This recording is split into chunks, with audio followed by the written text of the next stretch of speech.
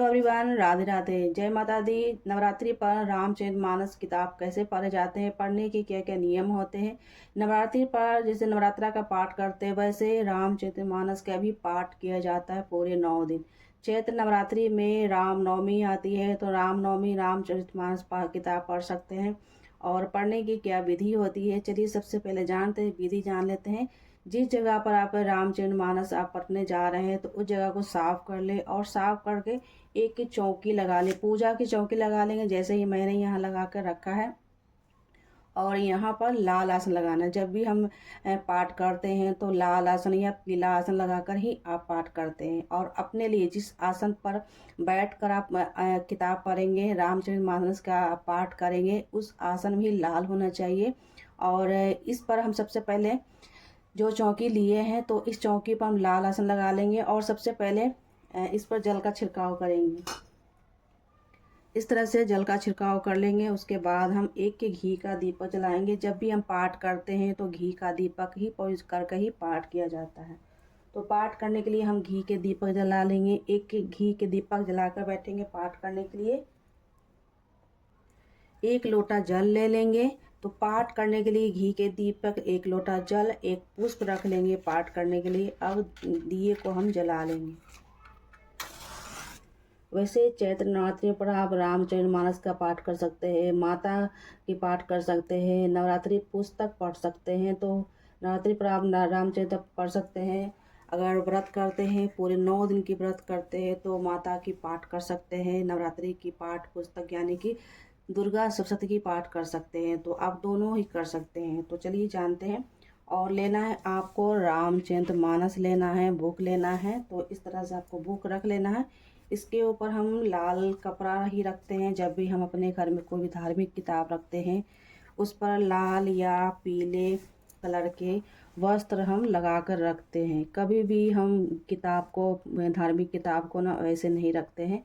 तो यहाँ देखिए इस तरह से हम लाल कपड़े में रखेंगे क्योंकि हमारे ये सनातन धर्म है। तो लाल कपड़े या पीले कपड़े में रखें। और यहाँ देखिए तो इसके बाद हम पढ़ना स्टार्ट करेंगे। तो यहाँ देखिए जो है दीपक जला दिया है और सबसे पहले हम अपने इस पुस्तक को पूजन करेंगे।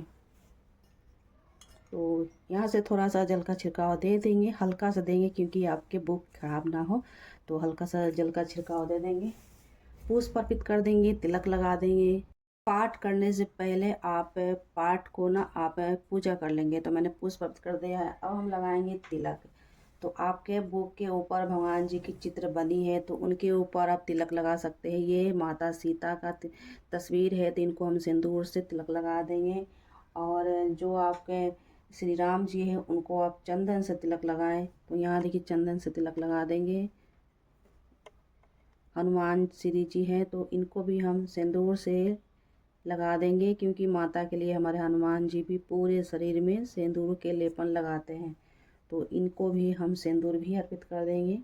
इधर सेनापति है तो इन्हें भी लगा देंगे। तो चलिए हमारे तो यहाँ पुस्तक की हो गई पूजा और इनको हम धूप दीप दिखा देंगे। इस तरह से हम धूप दीप दिखा देंगे अपने श्री रामचरितमानस की किताब के ऊपर इस तरह से। तो ये पूजन हो गई। जब भी हम पाठ करते हैं अपनी किताब को सबसे पहले पूजन करते हैं। तो चलिए इनको हम पढ़ना कैसे हैं। और ये पूरे 9 दिन जैसे नवरात्रि की सब दुर्गा सप्तशती की पाठ करते हैं वैसे इन्हें भी आप पाठ कर सकते हैं। तो आप चाहें तो एक दिन में पढ़ सकते हैं या पूरे 9 दिन अलग अलग अध्याय करके पढ़ सकते हैं या एक दिन भी पढ़ सकते हैं। जिस दिन रामनवमी होगी उस दिन भी ये सारा अध्याय आप पढ़ सकते हैं। नवरात्रि में रामायण रामचरितमानस पाठ 9 दिन पूरे करने के लिए पहला दिन ब्रह्म मुहूर्त में उठकर स्नान करने के बाद कोई भी लकड़ी का चौकी लगाकर उस पर लाल कपड़े बिछाकर ही की जाती, जैसे मैंने शुरुआत में बताया है। स्थापित किया जाता पूरे 9 दिन की आप संकल्प लें। जब भी हम पुस्तक पढ़ते हैं जैसे नवरात्रि में दुर्गा सप्तशती पाठ करते हैं वैसे पूरे 9 दिन की इन्हें भी जो है ना प्रतिदिन पाठ की संख्या निर्धारित की जाती है, यानी कि अलग अलग पाठ लेकर आप पढ़ सकते हैं।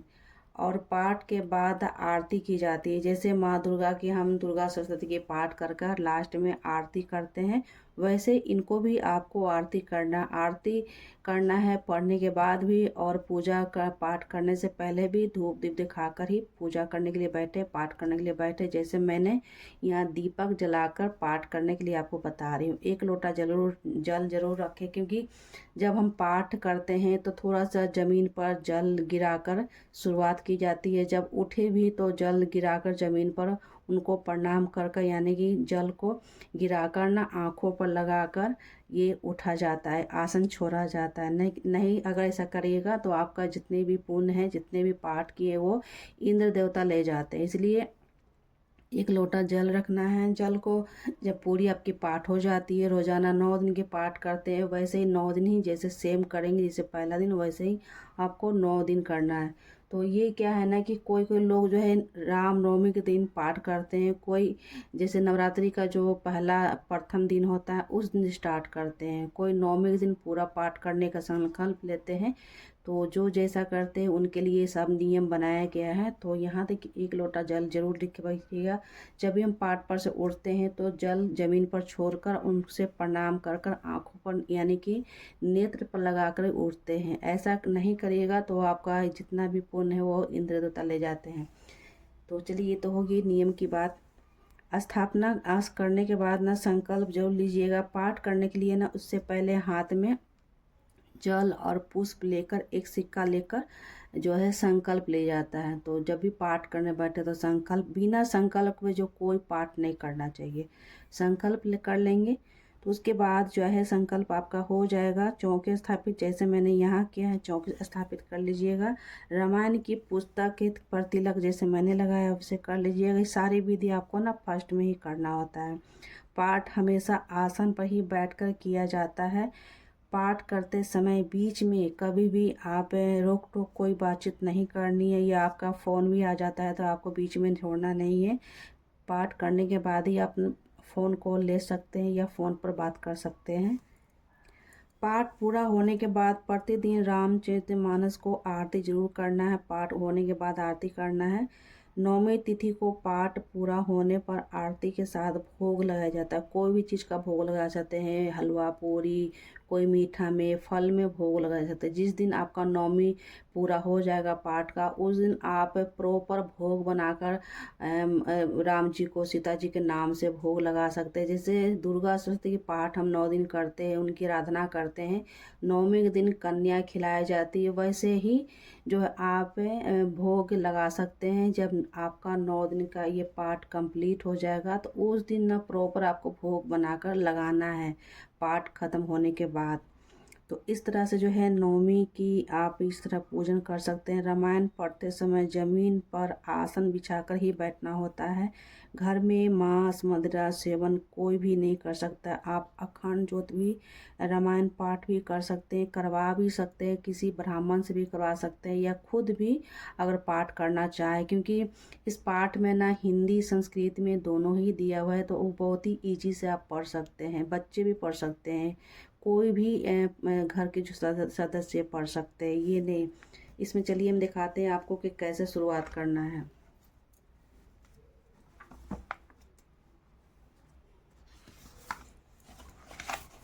इसमें ना हिंदी भी है, संस्कृत भी है। तो अगर संस्कृत आती है तो संस्कृत भी पढ़ सकते हैं, नहीं तो आप हिंदी भी पढ़ सकते हैं। ये दोनों सुविधा इसमें दी गई है। ये देखिए, यहाँ से आप विश्राम भी, स्थान भी, सब कुछ डिटेल में आप इसमें अपना खुद ही ऐड कर सकते हैं। सबसे पहला दिन विश्राम का जो है पौष्टिक करना होता है। पहला दिन जो है विश्राम का परे, दूसरा दिन ये सारे चीज़ जो है इसमें व्याख्या दिया हुआ है। तो इसी हिसाब से आप ना पहला, दूसरा, तीसरा, चौथा, पाँचवा, सातवां, आठवां, नौवां, 10वां, इस तरह से आप पढ़ सकते हैं। सबसे पहला अध्याय चलिए दिखाते हैं आपको। देखिए, पहला अध्याय में संस्कृत में दिया हुआ है, आप हिंदी में भी इसको यूज कर सकते हैं, रिवीज कर सकते हैं। तो यहाँ देखिए, यहाँ से जितना संस्कृत में दिया है उतना जो है हिंदी में दिया है। तो जिन भाई बहनों को संस्कृत आती है तो संस्कृत में पढ़ लेंगे, नहीं तो आप हिंदी में पढ़ सकते हैं। तो यहाँ देखिए देखिए, प्रथम आप यहाँ से स्टार्ट कर सकते हैं, श्लोक आप पढ़ सकते हैं, अध्याय पढ़ सकते हैं। तो यहाँ श्लोक सारे दिए हुए हैं। यहाँ देखिए श्लोक संस्कृत में भी है, हिंदी में भी है। तो इस तरह से अगर आपको मुजमानी श्लोक आ जाएगी तो आप कहीं भी मंदिर में जाएं तो श्लोक पढ़ सकते हैं, या सुबह सुबह पूजा करने से पहले कोई भी श्लोक याद कर लें।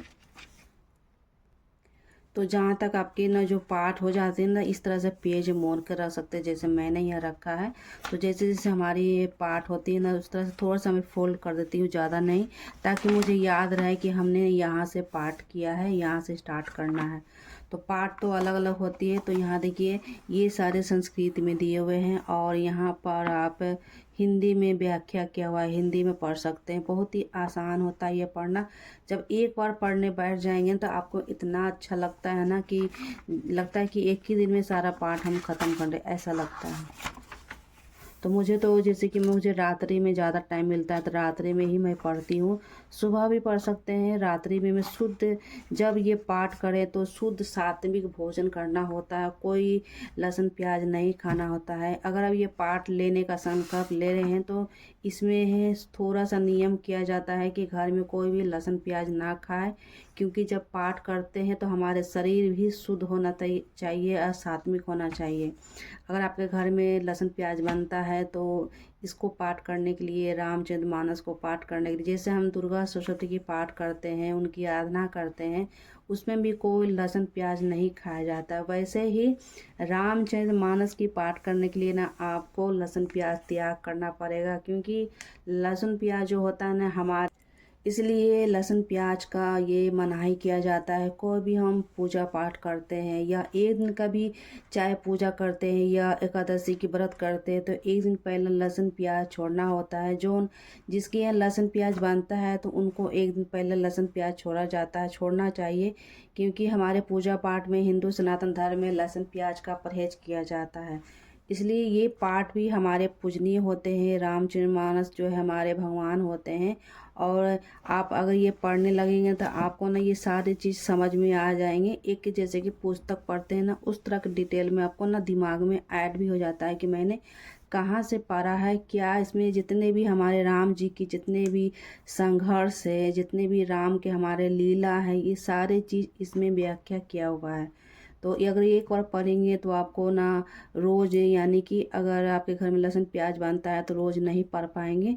नवरात्रि के समय इसे पढ़ने का संकल्प लें आप, तो ये बहुत ही उत्तम होगा, क्योंकि ये जो रामचरितमानस होती है ना, हमारे हर घर में होनी चाहिए।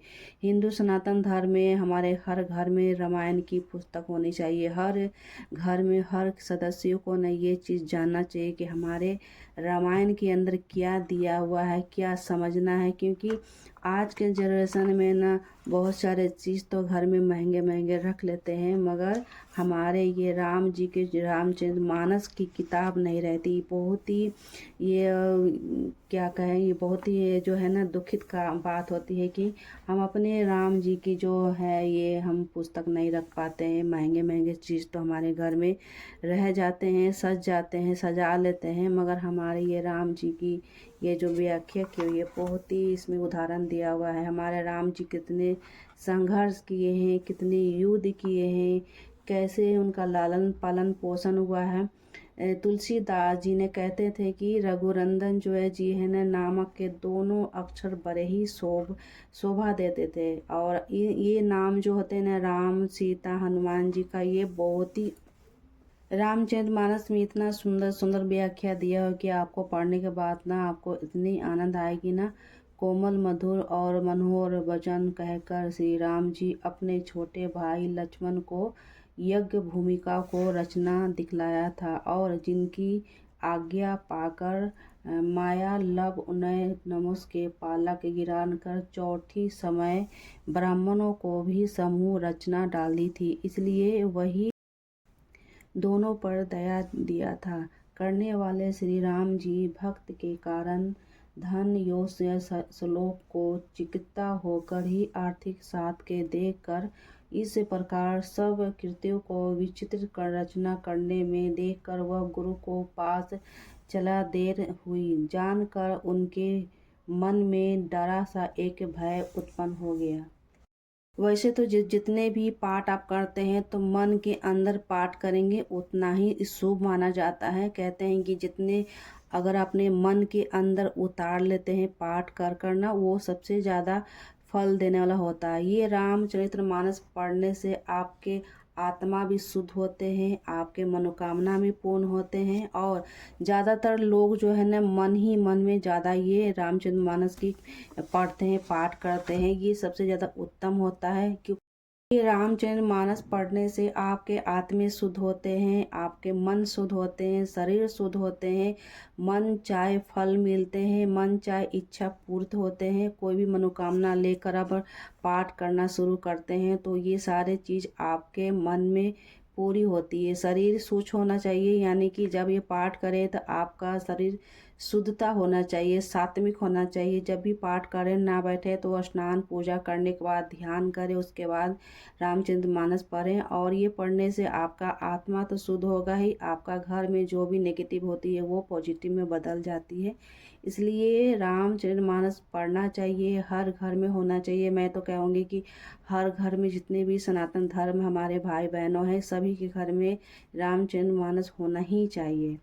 जब तक नहीं होगा आप कैसे जानें कि हमारे राम जी के लीला क्या है, उनके क्या विचार थे, क्या आचार थे। सारी चीज़ इसमें आपको दिया हुआ है। अगर पढ़ना स्टार्ट करेंगे ना, आपको लगेगा कि मैं रोज़ ही पढूं, रोज़ पढूं। हाँ, एक चीज़ का ध्यान रखिएगा कि आप नहा धोआ कर पढ़ने के लिए बैठे, आसन लगा कर पढ़ना बैठे। आपके घर में कोई लहसुन प्याज, अगर लहसुन प्याज बनता भी है तो आप लहसुन प्याज ना खाएं, ठीक है। लास्ट नवमी होने के बाद जो है ना आप भोग प्रसाद जरूर लगाएं। तो ये सारी चीज़ आपको डिटेल में समझ में आ गई, क्योंकि ये बहुत ये लंबा प्रोग्रेशन है। ये दिन में ये इसका इनका जो है व्याख्या नहीं पूरा होता है। आप संकल्प लेंगे, संकल्प लेने के बाद ही ये पाठ करने के लिए बैठे हैं। पाठ करने से पहले घी का दीपक जला लेंगे, एक लोटा जल ले लेंगे। सारे नियम होते हैं रामचरितमानस पढ़ने के लिए। अभी तो मैं नवरात्रि पर बैठी हूँ, तो मैं नवरात्रि की सब दुर्गा सप्तशती की पाठ कर रही हूँ। और समय मिलता है तो मैं इन्हें भी पाठ करती हूँ, यानी कि रात्रि में मैं इनका संकल्प ली हूँ और दिन में जो सुबह में पूजा करती हूँ नवरात्रि का, सुबह में दुर्गा सप्तशती का पाठ हमारा होता है, रात में मैं रामचरितमानस की पाठ करती है। तो इस तरह से हमारा चैत्र नवरात्रि में जो है ना हमारा पूजा निरंतर चलता है। तो आई होप आज की वीडियो में समझ में आ गया होगा कि रामचरितमानस पाठ करने से क्या हमारे शरीर में लाभ होते हैं, क्या फ़ायदे होते हैं। बहुत अच्छे होते हैं। आपको तो कोई लाभ ही लाभ होंगे और निष्फल नहीं जाएंगे। जो भी आपके मन में है वो सफल ही होते हैं। तो अपने बच्चों को सिखाएं। अगर बच्चे आपके नहीं जानते हैं तो बच्चों को बताएं कि रामचरितमानस बच्चा को पढ़ाना चाहिए, पढ़ना चाहिए।